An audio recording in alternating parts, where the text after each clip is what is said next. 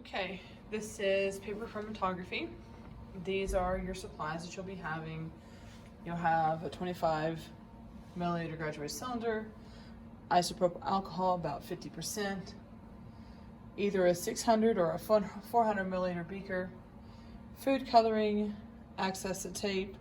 You need to bring a pencil, toothpicks, chromatography paper, and popsicle stick.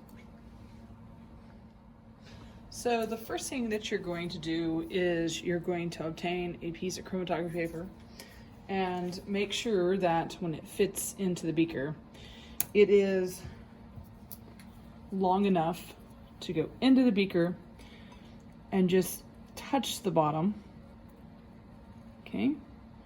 And then you're going to fold over the popsicle stick just a little bit, and we're going to tape that. Okay, that way it sits in the beaker. Okay.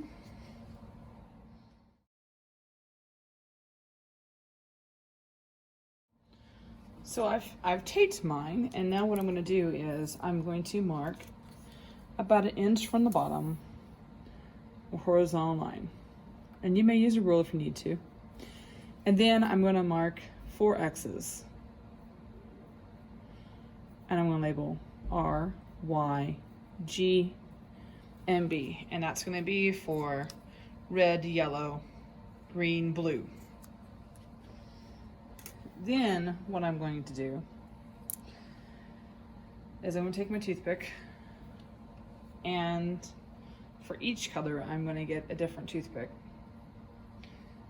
And the trick of this is if you'll just lean it over slightly, squeeze just ever so lightly, you'll get enough dot dot dot dot dot dot dot dot dot dot dot dot dot. Be careful when you move it because you may have gotten food coloring on the table. So just lift it up, clean it, and you'll do your dots again and again for each one of the colors. Okay? And that's going to sit right there. Okay? Now, the next thing we have to do, once we have all our dots on there, okay, we are going to fill the bottom of this with no more than 25 milliliters of isopropyl alcohol. Okay? It just needs to touch the bottom of our paper so that capillary action takes over. The isopropyl alcohol goes up into the paper, and as soon as it gets the line, it's going to start grabbing those particles, and it's going to bring those particles up through our chromatography paper. Okay? And we should get a separation of the colors based on the polarity of the molecules. You might also think, some people think that how heavy it is, like the heavier molecules are slower, and that works somewhat, but it really is the polarity of the molecules that are forcing to go up because it's attaching onto the molecule and moving up.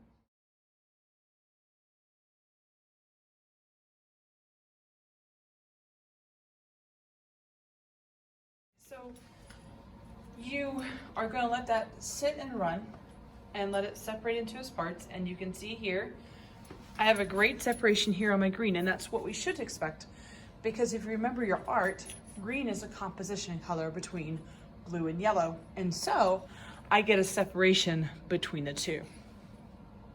And so we're gonna let this run until it's about in this area here, and then we're gonna stop it. And pre-AP kids, you need to mark the top of that, what we call a solvent front, or the top of where the alcohol gets, because you have some measurements to do. The rest of my students, you'll be making observations and making some conclusions on what you see through this lab. Pre-AP students, so you're expected to calculate the RF values, and the way those are calculated is I'm going to take, for instance, here's the top of my red, there's my solvent line, and I'm going to measure from my line of where that started at, and I'm going to get a measurement of where that end of that pigment's at. So it looks to be about 4, and I'm just going to write on this for right now. So I'm going to put that on top And then I'm gonna measure the distance that my solvent traveled. So as soon as you pull your solution, your chromatography paper out, go ahead and mark where the solvent line, because you need that. So here I'd have it, and it's about 6 centimeters. And now I'm going to do the operation, 4 divided by 6, and that is my RF factor for red. And then I will repeat with yellow, and since green is made up of 2, I want to get the blue, and I'm going to get the yellow with it, and then I go and get the blue. So that's how you calculate RF factors. Remember, pre-AP, you'll be calculating that as part of your lab report.